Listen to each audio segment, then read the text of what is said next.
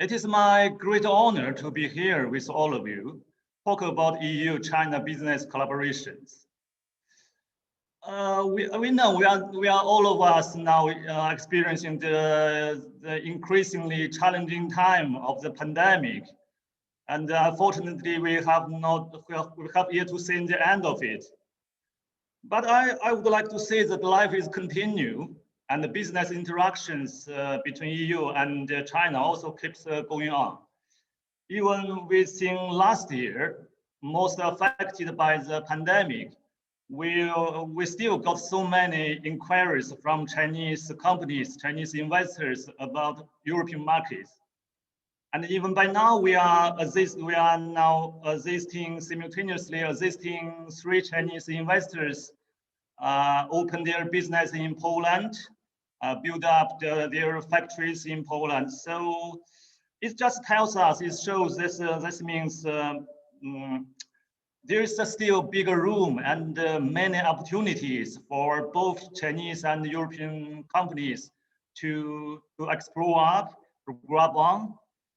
So I'm working for CCPIT. I'm working in Poland as a chief representative of CCPIT in Poland and in CE countries. CCPIT has its about 12 representatives offices across Europe. So we are ready, we are open to help you dealing with any business with China. Today, the topic is about the EU and China relations, especially for this investment agreement that just have accomplished the negotiation. I think it's a good news. It's good news for everyone sitting here. So the nature of this agreement is to provide access for Chinese and European investors to the respective markets. But based on the information we got by now, I would like to say this means that this agreement would bring more benefits to European investors. Because according to this information released now, we know this China will open more markets and some specific industries for foreign investors. Those that in past were not open for foreign investors or partly open. So I think it's a good challenge and good news for European investors. So I would like to say that this agreement for sure will have far-reaching impact on business behaviors of both Chinese and European companies, and may reshape almost everything we were used to. No, generally, I'm not good at these legal issues. So today it is our great honor to have invited Dr. Han Bing and Dr. Pan Yuanyuan from Chinese State Academy of Social Sciences to share with their experts' views. So now let me pass the floor first to Dr. Han Bing. Please, Han.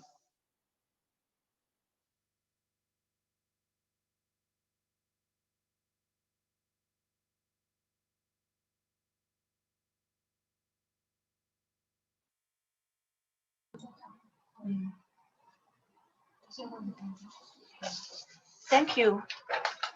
Thank you, Director Guo. Good morning, ladies and gentlemen.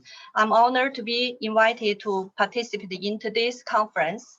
In the past year, the unprecedented business environment created by the pandemic has greatly dampened the investment confidence of international investors. On December 30, Chinese and European leaders jointly announced the completion of the China-European Comprehensive Agreement on Investment negotiations as scheduled. This undoubtedly brought a real certainty to the current international business environment full of instability and uncertainty. Today, I will talk about CAI from 4 aspects. First, I will give a brief introduction to background on negotiations. Then I will talk about the main content and the impact of China and EU CII. I think from an investor's perspective, it is more interesting to know what investment opportunities CII can offer. So in the third part, I will focus on the rules related to market access in CII. Lastly, I would like to discuss the CII's implementation. Right now, there are 25 bilateral investment agreements concluded between China and 26 of the 27 EU member states. However, none of these agreements include market access provisions and only include investment protection rules.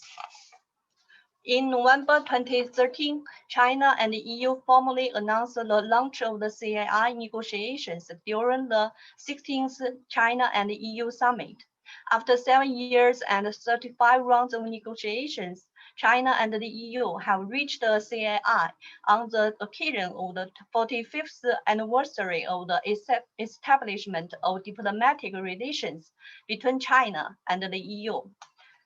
Recently, European Commission published the agreement in principle, but the annexes to the agreement will be published in February. European Commission pointed out that the text is published for information purpose only and may undergo further modifications as a result of the process of legal and technical revision.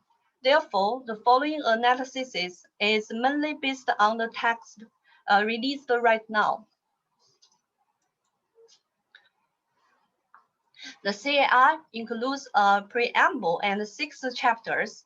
Some of the key topics of CII are state-owned enterprises, subsidy, transparency, technology transfer, standard setting, administrative enforcement, financial supervision, dispute settlement, and investment and sustainable development.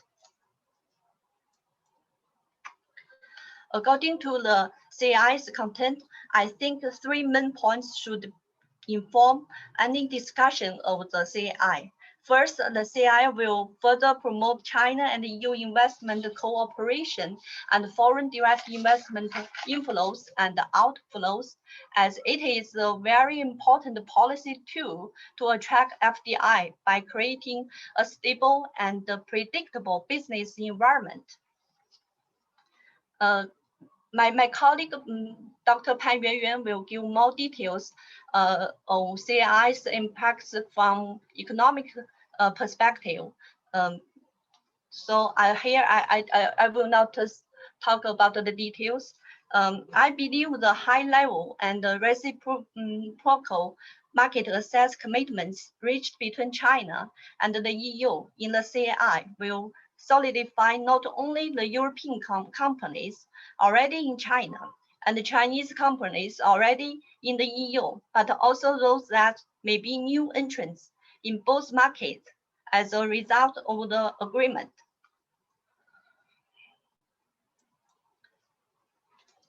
Second, the CII releases positive signals of upholding multilateralism and supporting economic globalization. It is worth noting that according to UNCTAD's the World Investment Report 2020, the existing challenges to the system of international production is that arise from the new industrial revolution, growing economical nationalism, and the sustainability imperative.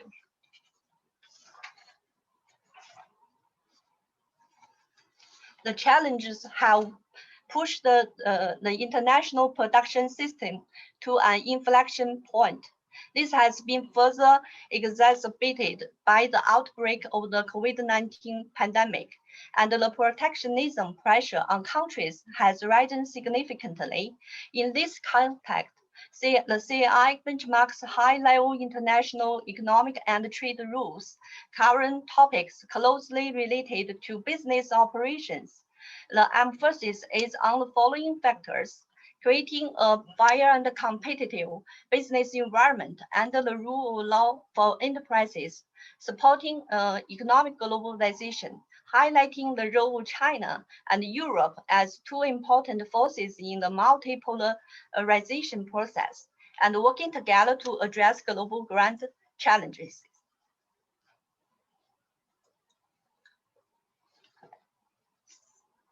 Third, the CI is characterized by a new generation of high-level investment agreements. While promoting bilateral investment cooperation, it also emphasizes that investment needs to be conducive to sustainable development. For example, the agreement provides for commitments to effectively implement the multilateral environmental agreements, including the Paris Agreement, commitments to effectively implement the ratified ILO conventions, commitments to promote the uptake of corporate social responsibility by business, and so on. Section 2 of CII regulates investment of liberalization. It contains obligations on market access, national treatment, and the most favored treatment, as well as a list of prohibited performance requirements. It also contains commitments as regards senior management and board of directors, for example, not to impose nationality requirements. In terms of market access, the CII adopts a pre-establishment national treatment plus negative list model. The CII is the first economic and trade agreement in which China has made commitments in the form of a negative list in all sectors, including services and non-services. It also achieved full alignment with the negative list management system for foreign investment established by the Foreign Investment Law of China, which take effect last year. So what is pre-establishment of national treatment? We can compare the regulations of national treatment in CII and bilateral investment treaties between China and some EU member states. Here is a comparison between CII and the BIT of China and Poland.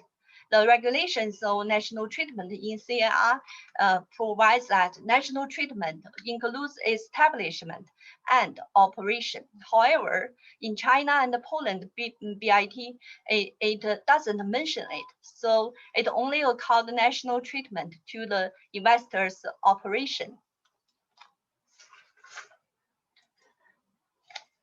What is the negative list? According to the Article 7 of CII, in terms of scheduling liberalization commitments, the agreement follows a negative listing approach in specific annexes for national treatment, most favored nation treatment, senior management, and board of directors, and performance requirements. This means that the parties commit not to discriminate across sectors unless a specific reservation is included to that end in the schedule commitments. Further, the binding of the liberalization commitments is done in a dynamic way, which means that any future relaxation of existing restrictive measures included in the schedules will be automatically bound. As mentioned previously, the specific analyses to the agreement haven't published yet, so the specific commitments are not yet known. However, according to the agreement in principle published by the European Commission, there's some information. China is making important gas plus commitments, and China will also commit to market openings in the area of private healthcare, new energy vehicles, cloud services, as well as computer reservation systems beyond its current level of liberalization. Moreover, by virtue of MFN rules, in WTO, especially gas, the commitments and openings in the services sectors will not only benefit the EU, but also others. And it is worth noting that some sectors are specially excluded from the scope of this section. Here are some examples. For example, government procurement and some subsidies. So what is the next step? According to Article 3, the parties agree to continue on the basis of the progress already made. Their negotiations with a view to negotiate an agreement on investment protection and investment dispute settlement. This agreement shall be approved by the parties in accordance with their own procedures, and the agreement shall be valid indefinitely. I'll stop here, and if you have further questions, you can contact me with my email. Thanks for listening, and my colleague Tan Yuanyuan will give more introduction to the investment impact of CAI from economic perspectives. Welcome, Tan Yuanyuan.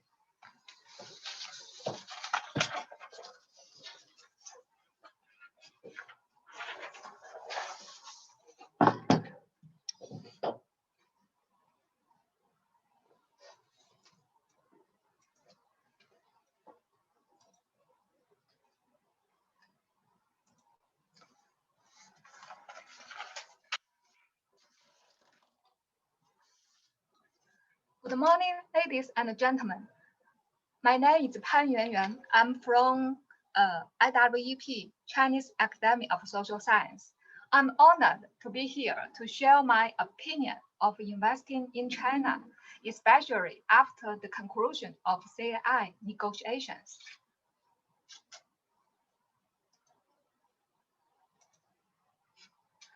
My presentation includes 3 parts. The first is stylize the fact of FDI inflow to China. The second part is China's regulation of FDI. I will focus on new rules on national security review of foreign investment. The third part is about recommendations for investors. Let's go to the first part.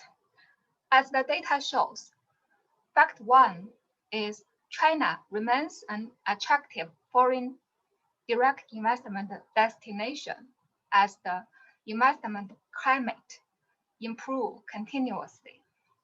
We have 2 indexes to support this conclusion.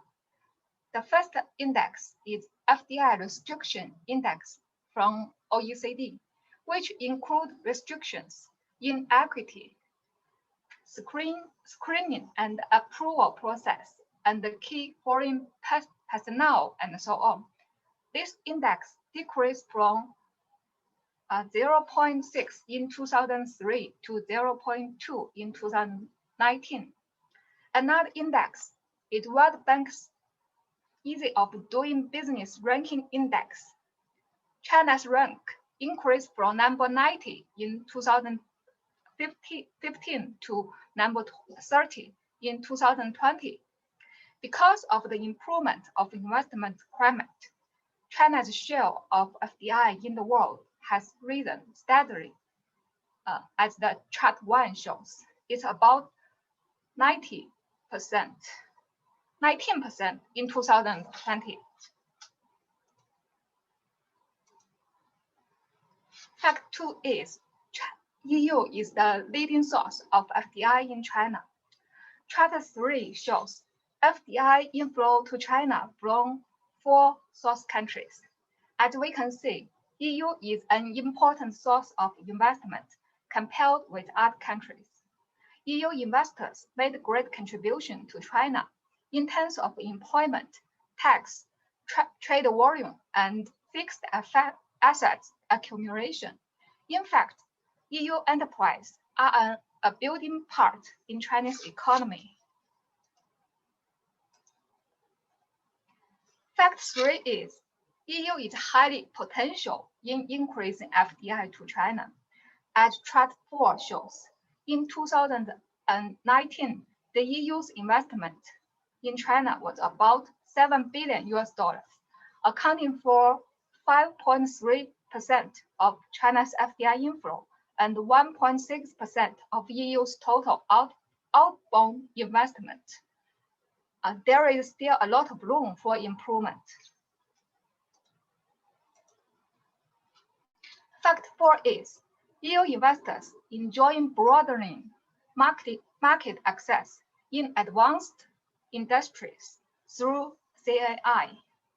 Past data shows in 2019, the top 5 sectors accounted for about 90% of total FDI from EU. The EU investors have been very consistent in their expectations for CAI over these years, and the CAI is effective in satisfying this demand. The EU official document shows China has made a commitment on market access in multiple sectors, such as telecommunication, cloud service, computer service, automobiles, medical and healthcare. EU enterprises have comparative advantage in these sectors and have proved their competitiveness already.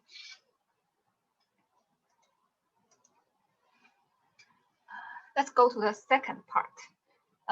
China's regulation of FDI, and we will focus on the new rules on national security review of foreign investment. Maybe every investors have 2 questions in mind. The first is, will China stick to the policy of opening up? The answer is absolutely yes. I'm so sure because of the following reasons. In the past, China's development strategy, there are 2 pillars. One is FDI, another one is processing trade. As any country in their takeoff stage, in 1980s, China was short of foreign exchange. FDI can provide China opportunity to buy equipment and other capital goods, which is necessary for economic growth. Foreign investors earn a higher rate of return in China, especially when compared with the average return rate in other countries. So it's a good deal for both sides. In 2020, China has become the largest FDI destination in the world. China is another big economy after the EU, after the UK and the US to welcome free trade. Foreign investment still plays an extremely important part in China's global securation. In 2019, foreign enterprise accounted for about 80% of processing trade volume.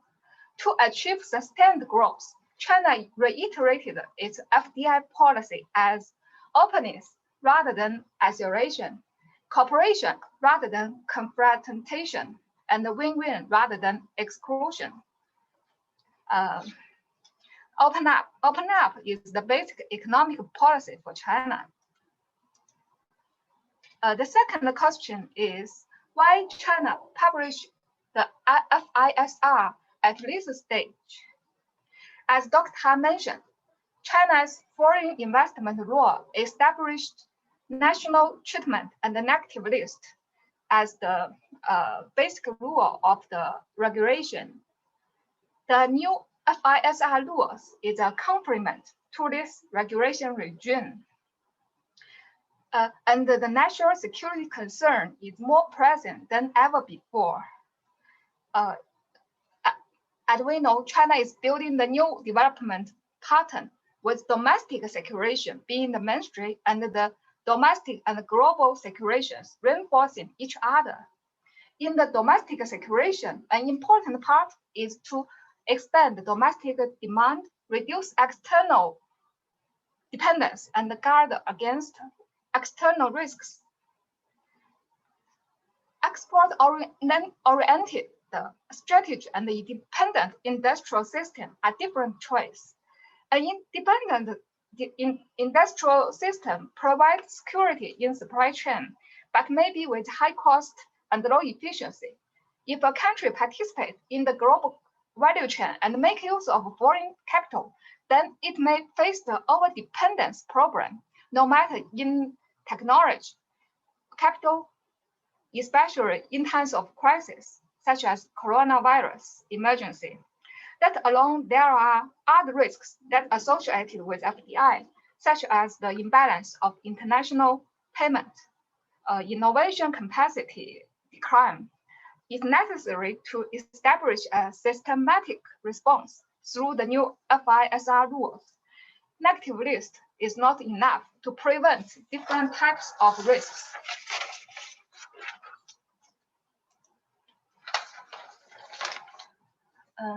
I will introduce the key points of the new FISR rules. These rules are after the 2011-2015 FISR rules and promulgated according to the national security law and the foreign investment law. The FISR working mechanism will be established to be responsible for organizing, coordinating, and guiding foreign investment security review work. The office of the working mechanism is established as China's National Development and Reform Commission, NDRC. And both NDRC and the Ministry of Commerce, MOFCOM, will take the lead and undertake the daily work of foreign investment security review. There are three types of transactions subject to review. The first is invest in new project or establish a business. The second is acquire equities through mergers and acquisition. And there are other means are also included. Here are the covered sectors by the FISR rules. As we can see, these sectors not only include traditional sensitive industries, but also include some forward-looking industries. In fact, the FISR mechanism US that CFIUS is adjusting its list of covered sectors from time to time, most importantly, according to the development of technology. So it's kind of international practice.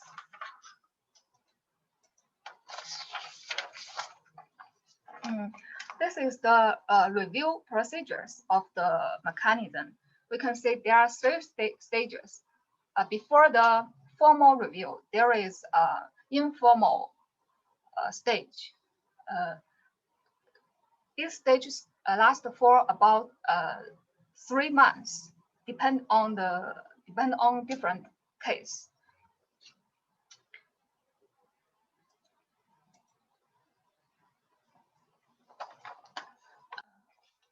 And two other important part is rules for the implementations of the new FISR for publicly traded companies will be formulated in the future. And under some circumstances, the office will order the parties to unwind the investment by disposing of relevant shares or assets. Maybe I can summarize the features of the new rules. The first is balance between development and the security. As I mentioned, there is opening up at one hand, but there is a guard against the risk at the other hand. The second feature is complete the Fdi Regulation Regime. The regime includes not only the foreign investment law, the national treatment before investment, and the negative list. There are also a FISR, and at the same time, there are some catalogs for encouraged industries. The third feature is the rules is draw lessons from foreign practice and summarize the domestic experience. As we know, the most famous and the typical national security review regime is in US, and China draw on the experience of other countries, but after several and at the same time, after several years of domestic experience, the third features is the rules is set up according to the principle of reciprocity, and the last one is we think the new rules can promote investment instead of protectionist measures. Maybe I can explain this. After the setup of the National Security Review System in 2011, the annual rate of FDI in China is about 3%, which is relatively high growth rate for a big economy with an annual inflow of more than 100 billion US dollars. Although the United Nations Conference on Trade and Development will divide the regulation of FDI into liberalization and restriction, these two types, but we don't think our FISR rules is restriction type, because it helps to build a stable business environment. Careful and stable environment is the most important thing for investors. At the same time, the establishment of FISR system will means the regulator will focus on the national security risk. It will be easier to access for large numbers of risk-free and low-risk type of investment. Therefore, we expect the quantity and the quality of the FDI to China will continue to improve after the implementation of FISR rules. The last part is recommendations for investors. I think maybe the investor can understanding the FISR from the perspective of China's FDI regulation system as a whole is, and the second recommendation is communication with regulator is very important even before the formal stage. And the third is investors maybe choose to do some research carefully and clarify the relationship between the investment target and the national security and prove it before the regulator, and take necessary steps to address regulators' concerns. That's my presentation. Thank you for your time. Thank you very much, Dr. Pan Yuan. Our next presenter is Isabel Ye. Isabel is Ebury's Director of China Initiatives. She will discuss the internationalization of the RMB and its impact on global trade. Isabel, I'll give you a minute to set up. Yes, I think you guys can all see my screen now, right? Yes. So thanks a lot, everyone, for giving me the opportunity today to be able to share with you about this important topic of the RMB. And it's a pleasure for me to be here as well. Let me first start with sharing about what has been the evolution of the RMB. So to explain briefly, right, about the RMB first. So probably a lot of you have heard different names on how the Chinese currency is called. So Yuan, RMB, CNY, or CNH, those are all common denominations, which all refer to the same currency. So CNY, this is to represent the currency, the Chinese currency that is traded locally in China, whereas the CNH is to distinguish it for the Chinese currency that is traded offshore. So throughout my presentation, I'll try to use most of the time RMB, renminbi yuan, which is the generic denomination that we give to the currency in order to not to discuss about the onshore versus offshore. So as I was saying, in this first slide, I want to give you first a glimpse of what has been the evolution of the RMB in the last 10 years. So before 2016, which was when the Chinese currency became part of the IMF International Monetary Fund basket of currencies, we saw how the RMB versus USD had little volatility, mainly also because the RMB was pegged into the USD, and most of the global trading between China and the West was being done in USD. But then since October 2016, once RMB became part of the basket of currencies from IMF, and China started its route to the internationalization of RMB, we have been seeing more and more volatility on the RMB versus USD. Also because of the increasing trade tensions that we saw between China and the US. So during this period, if we look at the lowest point of the exchange rate, which was in April 2018, and compared to August 2019, which was when the trade tariffs kick in, we see a fluctuation of almost 15%. And only during last year up until now, we have seen a fluctuation of the dollar RMB rate, which has been almost 10%. And also what we hear from the Chinese authorities and regulators is that there's gonna be more and more double-sided volatility in terms of the RMB versus USD and other major currencies. So what are also the major forecasts pointing at? Here I have shown what are the major forecasts from major banks and also from our market analysts at Ebury. So all of us, we're seeing an increasing appreciation trend for the RMB. And this is basically meant to two factors. So first one, depreciation of the USD, which we expect to continue, mostly because in the current environment, most of the investors, they're favoring more riskier assets. And also in terms of the economic fundamentals from the US, we expect that under the Biden administration, there's gonna be further quantitative easing and also more fiscal stimulus packages, which are all pointing to a further depreciation of the greenback. Then on the other hand, we expect a further appreciation of the RMB because as we all know, China has been one of the first countries that has gone out practically all from the pandemic, and their economy is already experiencing some growth. Also, China is supported by strong macroeconomic fundamentals, including, for example, a high level of reserves and also a low external debt. Then at the same time, we also see China progressing more and more in its path to internationalize the RMB. So here you can see some of the major milestones that we have seen in this path. And I want to focus on the number 7, which is the most recent development.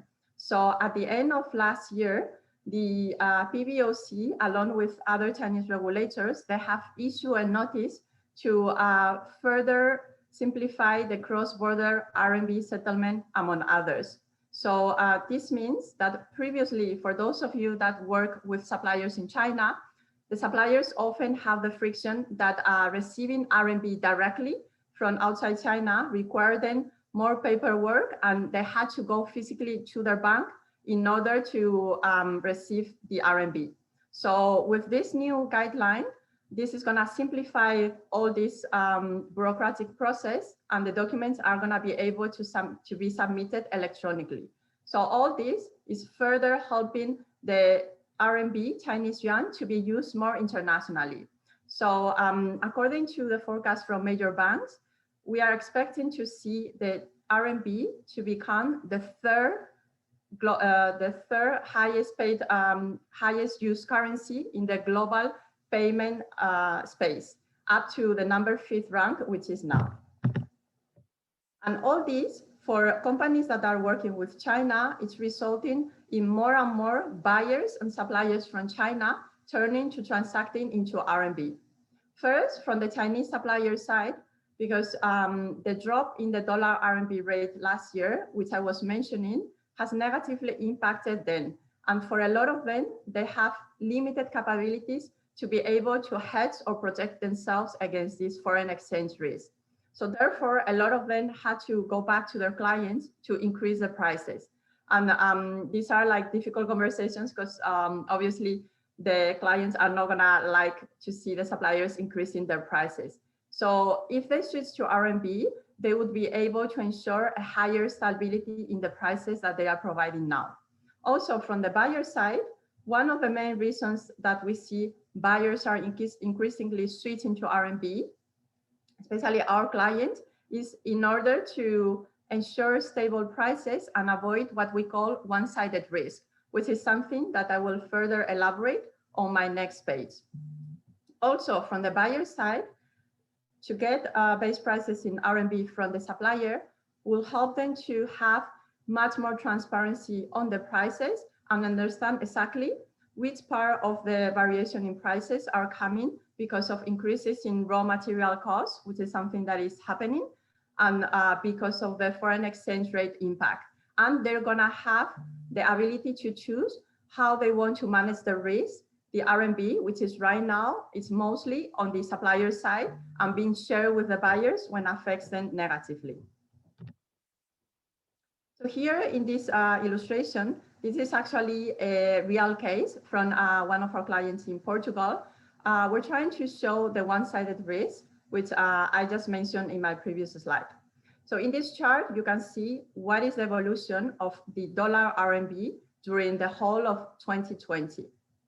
So the client at the beginning of 2020, they got a USD price from their supplier of 100. So normally from our experience liaising with the suppliers in China, they would try to set up a budget rate at the beginning of the year that based on how we've seen the markets moving during 2019, 2020, they were initially using an indicative rate of around 6.8.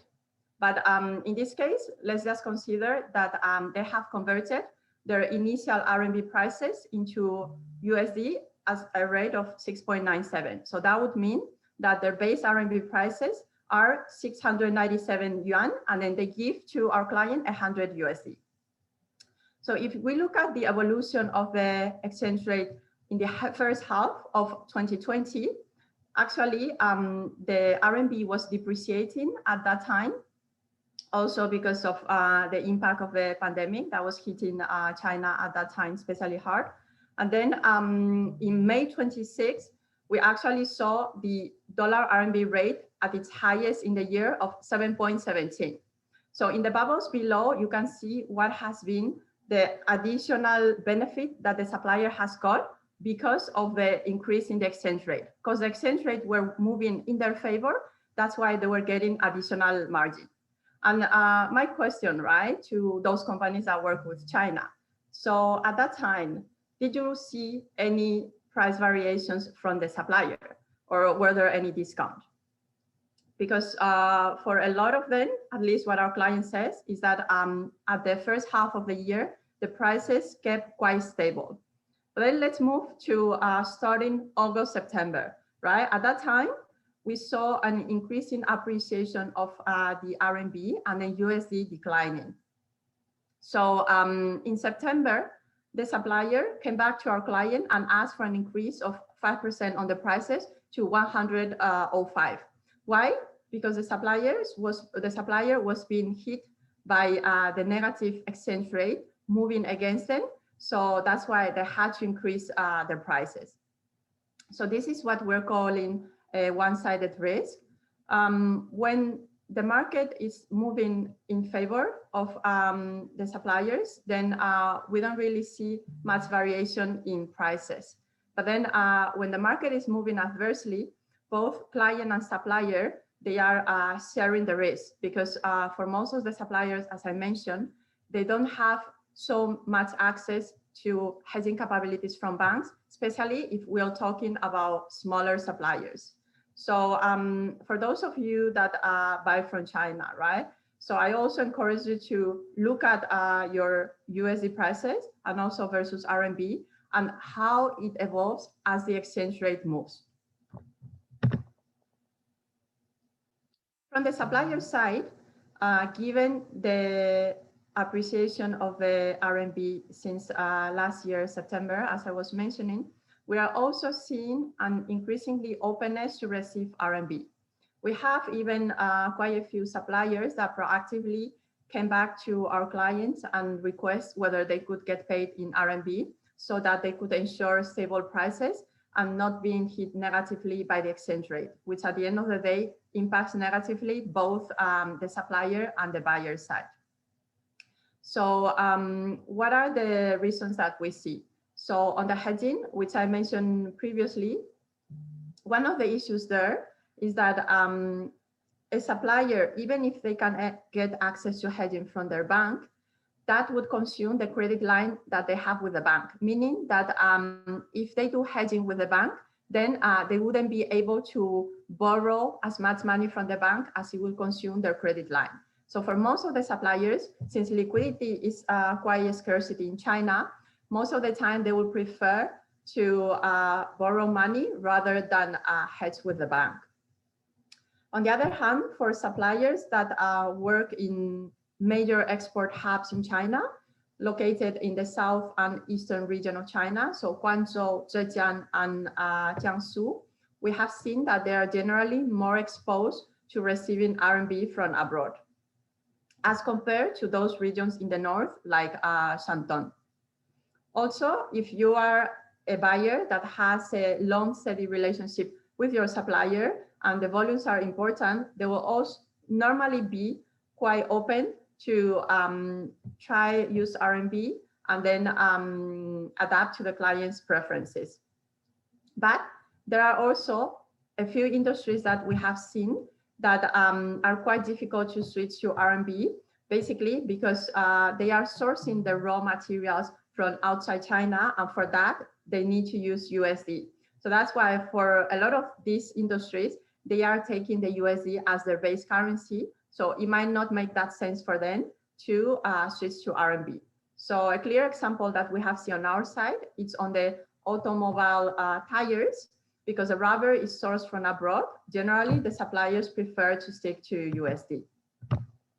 But for the rest of the suppliers who could be able to receive RMB directly, what are as well the common questions that we have seen that our suppliers have raised to the clients that we work with?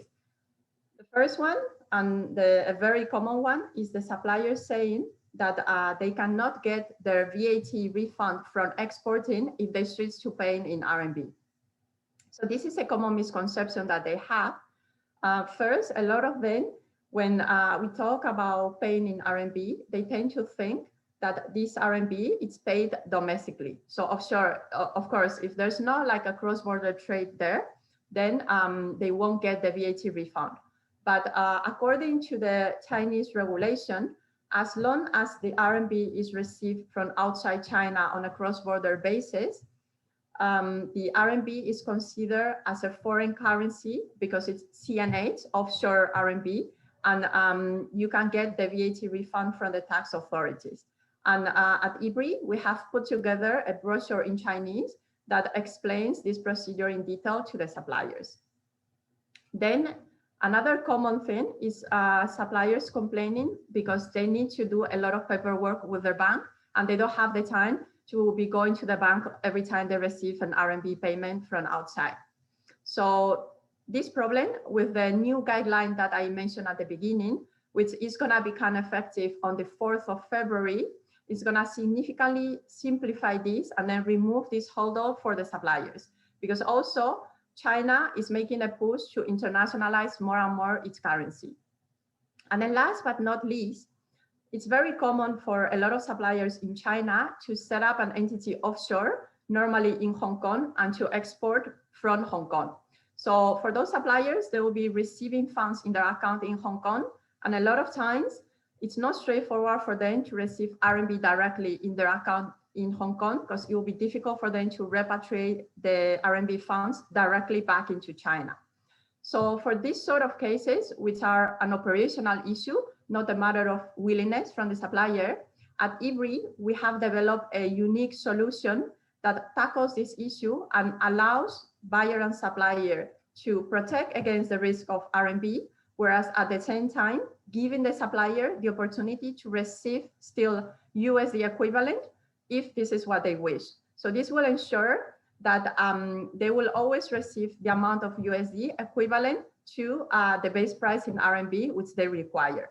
So because of the time restrictions, I won't go into much detail here because I would like you guys to ask a lot of questions and for us to have time for that. But if you want to get more information, please feel free to contact us at Ebury.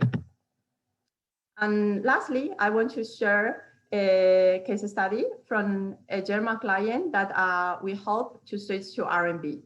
So this client sells bicycles and all their suppliers are based in mainland China. What they do is that they negotiate like around Q4 of the previous year, annual prices for the following year. And the prices will keep more or less stable unless there is a significant fluctuation of 2–3% on the exchange rate. So in Q4 last year, the supplier came back with an increase in prices of 2%, arguing an impact of the exchange rate and also increase in raw material costs, which for the client was hard to accept because also the transport cost was increasing a lot. And from Ebury, we proposed the client to try to ask for prices in RMB as well, which counterintuitively, it came up even higher than the USD variation. So at that time, it's when our team of Chinese specialists at Ebury that specialize in communicating with suppliers got involved. And then we spoke to the supplier to understand first how they were providing the prices in RMB, how that was being calculated. And we also explained what was the benefits for both parties to pay directly in RMB and what was the market forecast for the currencies. So in the end, we managed to achieve a smaller increase of the prices. So the increase was 1.8%, which it was not really, a lot of you might say, a significant decrease versus the variation in the USD. But again, it's also looking at what would have been the situation for the whole year. So after both parties agree to switch to transacting into RMB, our Ebury relationship manager developed a tailor-made hedging strategy for the client. So client previously was protecting themselves against USD, so hedging Euro USD. But then after this arrangement, they started hedging directly Euro versus RMB, removing the unnecessary volatility created by the USD. And as of January 2021, if we compare at how the rates were at Q4, which was at that time around 6.76, compared to the rates now, which we are around 6.4748, client and supplier, they have already achieved a potential savings of over 4%, which wouldn't have happened if both parties have continued to pay and receive in USD. So this was a win-win situation for both parties, which we were quite happy that we were able to assist. So this is the end of my presentation. Thanks everyone for your time listening. So I pass it over to you again, Sophie, for the Q&A. Yes, thank you very much, Isabel. I think there are some questions in the Q&A box, so I think it would be good to maybe have a look at that, as well as the other presenters, and maybe you can take a moment to read the questions and answer them live. I'm not sure if we'll be able to answer all the questions, but for the ones who joined later, we will send around the recording in the following days, and if any of your questions weren't answered, you can always send them to the presenters directly. Yeah, Isabel and the other presenters, whenever you're ready, please answer the question. Yeah. So I think I can start because I see two questions from one of our participants. So on the topic of internationalization of RMB, will this lead to a change in the way the currency is priced? For example, will the RMB exchange rate become a floating rate determined by market forces? So this is actually a very good question because traditionally, especially before 2016, it's true that we've seen the central bank in China, PBOC, intervening in the currency to some extent. But since China committed to open more its economy and liberalize it more. And we can also see it with the China-Euro investment deal. We have effectively seen that the RMB is actually moving more towards the market forces. And actually, like since, as I was saying, since last year to now, the currency has been moving over 10%, which is a lot of volatility that we haven't seen previously. And this, from what we see on all the experts, it's purely because of the market forces, not because the central bank has intervened at all to try to mitigate somehow this variation. Yeah, so the second question is on cryptocurrencies in international trades with China.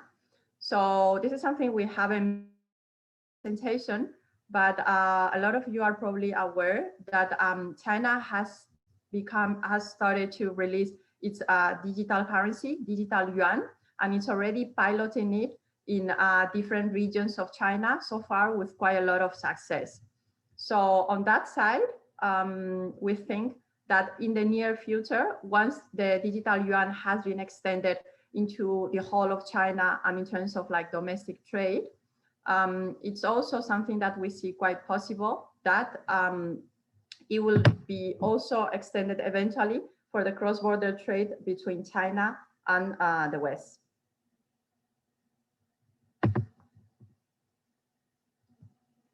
So for the next question on opening to EU and vice versa, I don't know if any of our other two speakers, Dr. Han or Dr. Pan, do you want to reply on this question?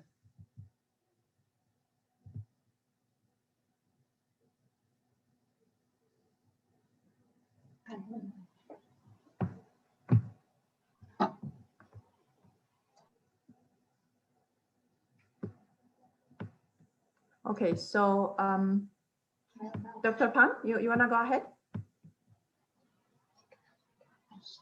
Sorry, I can't reply this question. Okay, so maybe then I will go to the next question first, and then you can look at the question first, and then I'll give you some time to reply. So the next one from Alessio. Many times I ask to suppliers about payment in CNY. The suppliers often prefer payment in USD, or they don't have a bank account in CNY because they say it's too much expensive. Can you explain this situation?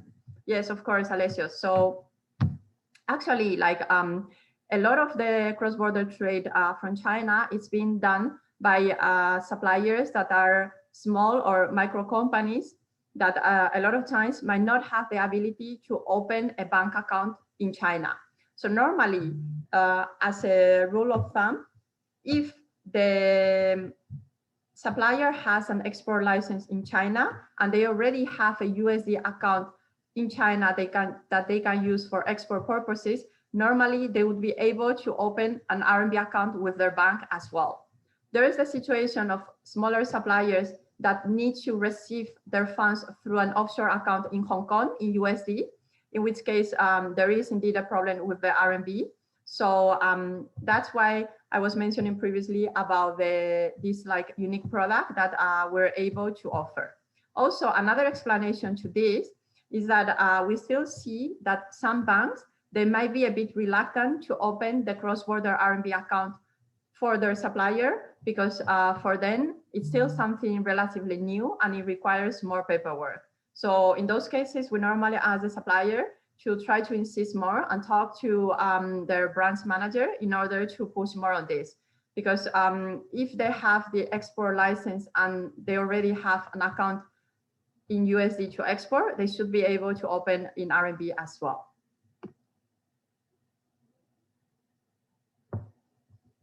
Then, yeah, so another question is regarding, at the moment, until this moment, we exported products invoicing in euro and still have some invoices actually open. Do you think it's possible to get payments in RMB on previous invoices in euro? So a very good question. Normally, we advise clients and suppliers to start working on new invoices for the RMB. The reason behind it's because in order for the supplier to get a VAT refund and not get potential questions from the tax office, it's better that all the contract, invoice, documents to clear customs, they're all presented in RMB. So that's why if the order is already in progress, I would suggest to continue with the original currency first.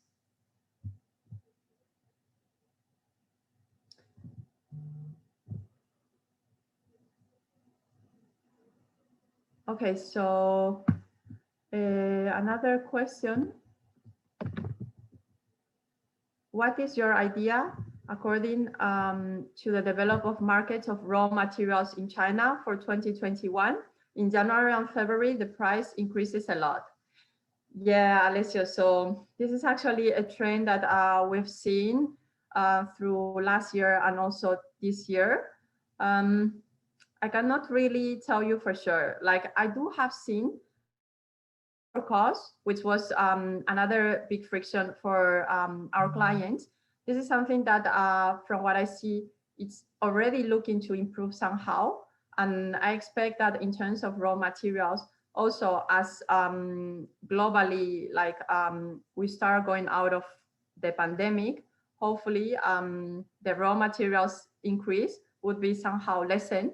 But I have to say that this increase in raw material costs, labor costs, it's something that we've been hearing suppliers mention throughout the last few years. It's only that I think the situation has been aggravated during last year because of the whole like global pandemic situation, but it's not something really new.